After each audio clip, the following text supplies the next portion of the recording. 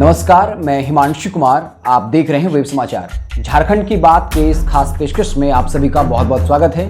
इन 8-10 मिनटों में हम झारखंड की तमाम दिन भर की बड़ी खबरों के बारे में बात करते हैं। तो बिना देर किए शुरुआत करते हैं। सबसे पहली खबर भाषा विवाद से जुड़ा हुआ है। लगातार जो झारखंड के स्थानीय लोग हैं वो इस बात की मांग कर रहे हैं कि चाहे वो भोजपुरी भाषा हो, मगही भाषा हो या फिर अंगिका भाषा हो, हर भाषा को कानूनी भाषा से हटा देना चाहिए।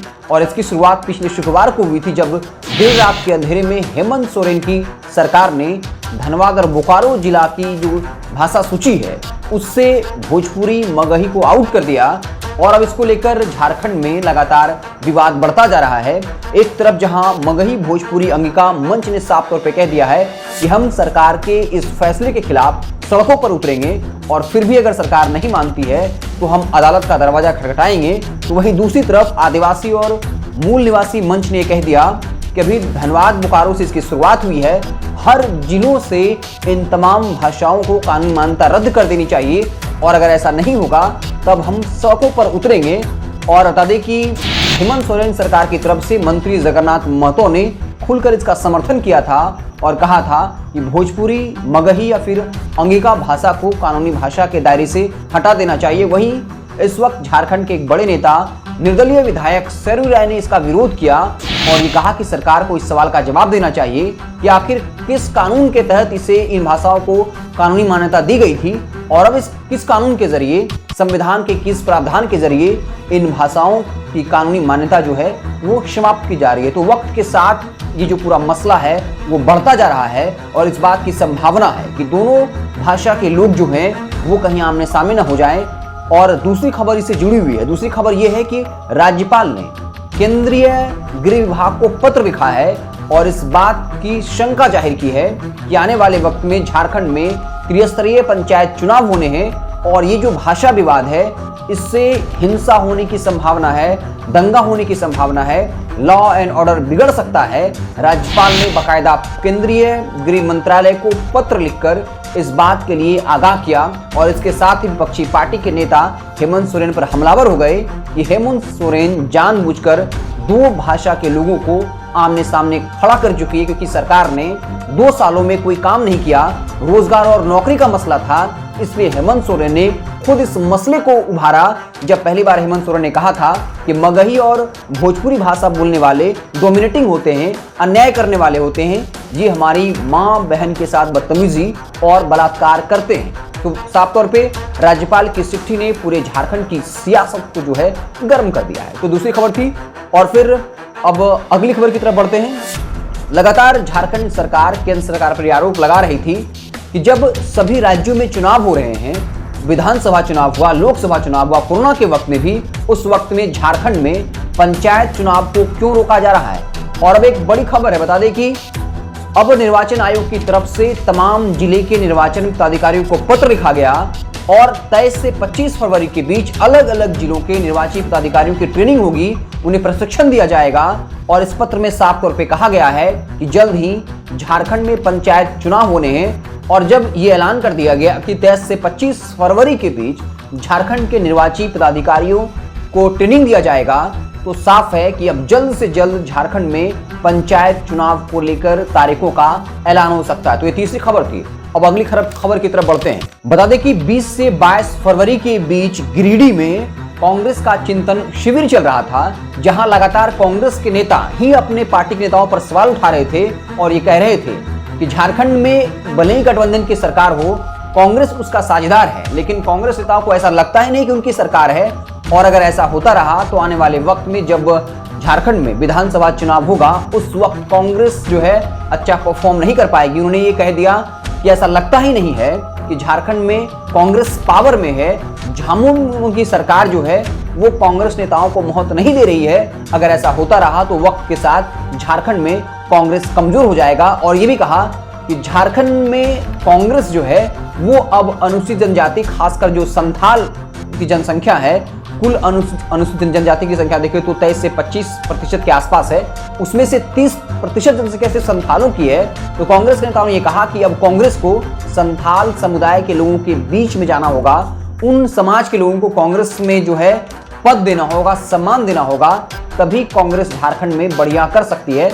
और बता दें कि आज राहुल गांधी ने बाकायदा ऑनलाइन संबोधन दिया और ये कहा कि झारखंड के डीएनए में कांग्रेस की विचारधारा है और ये कह दिया कि बीजेपी नागपुर में बैठकर पूरे देश पे शासन करना चाहती है, वो आरएसएस के एजेंडे को पूरे देश में लागू करना चाहती है, झारखंड में भी, लेकिन हम ऐसा नहीं होने देंगे। हम अलग अलग धर्म के लोगों के, अलग अलग संस्कृति के लोगों का सम्मान करते हैं और वो जिस तरीके से अपनी मान्यताओं के अनुसार जिंदगी जीना चाहते हैं वो जिए, हमें इस बात से कोई दिक्कत नहीं है। लेकिन आरएसएस एक एजेंडे के तहत हिंदुत्व के जरिए पूरे देश में राज करना चाहती है और ये भी बताया कि आने वाले वक्त में आप लोग अच्छे से तैयारी करिए, ताकि चाहे वो लोकसभा चुनाव हो या फिर विधानसभा चुनाव हो, झारखंड में कांग्रेस बढ़िया परफॉर्म करे।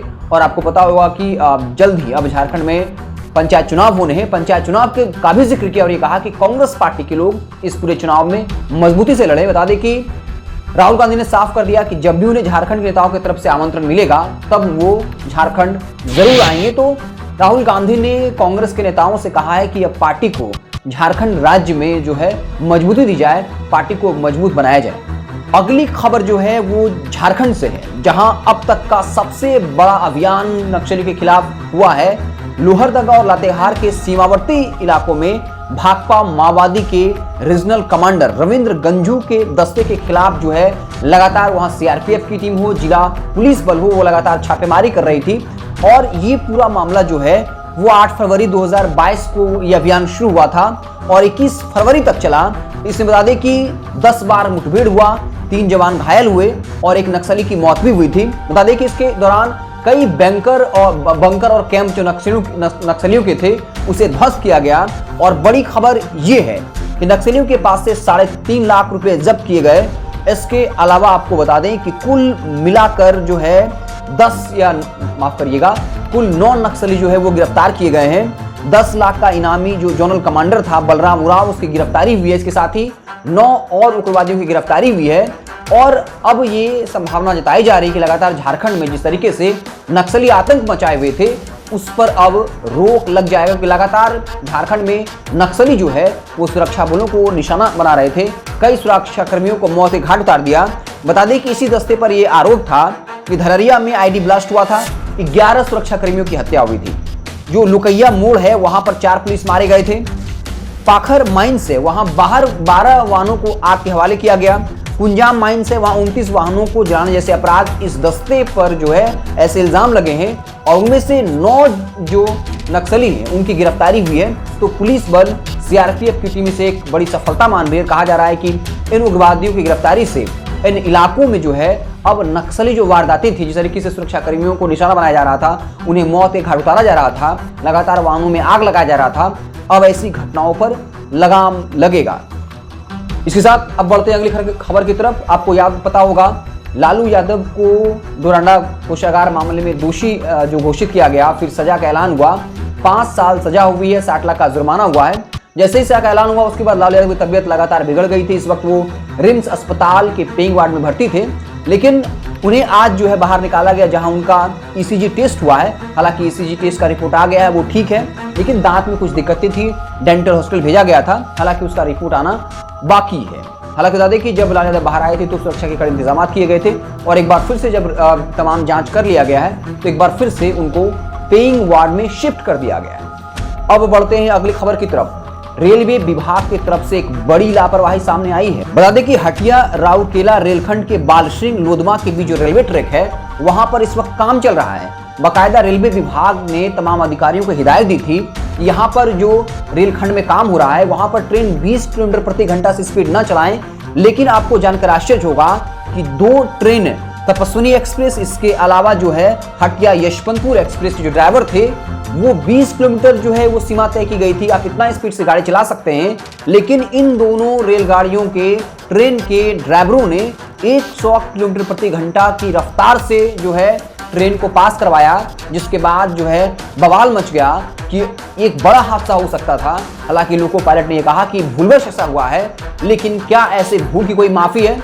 ट्रेन में हजारों लोग सफर करते हैं, अगर किसी तरह की कोई अप्रिय घटना होती तो हजारों लोगों को अपनी जान गंवानी पड़ती जब उस खास जो इलाका है, बता दें कि राउरकेला रेलखंड के बालसिंह लोधमा के बीच का रेलवे ट्रैक है, वहां काम हो रहा है। बाकायदा ये नियम बनाया गया कि कोई भी ट्रेन यहां से गुजरेगी तो उसका स्पीड जो है वो 20 किलोमीटर प्रति घंटा होगा, लेकिन ड्राइवर ने बाकायदा 100 किलोमीटर प्रति घंटे की रफ्तार से जो है ये ट्रेन चलाया। तो आप समझ सकते हैं कि किस तरीके से रेलवे विभाग लोगों की जान के साथ खेल रहा है। एक बड़ा हादसा हो सकता था, लेकिन भाग्यवश ये जो पूरा हादसा है वो टल गया। हालांकि रांची डीआरएम ने जांच के आदेश दिए हैं, दोनों लोको पायलट को जो है सस्पेंड कर दिया है। तो झारखंड की बात के इस खास पेशकश में हमने आज दिन भर की बड़ी खबरों के बारे में बात किया। अगर आपको हमारा वीडियो पसंद आया हो तो लाइक करें। अगर आपको सुझाव देना चाहते हैं किसी और कैसे कितना बेहतर किया जाए, कैसे बेहतर किया जाए, तो कमेंट के जरिए में बताएं। आप देखते रहें वेब समाचार। बहुत बहुत धन्यवाद।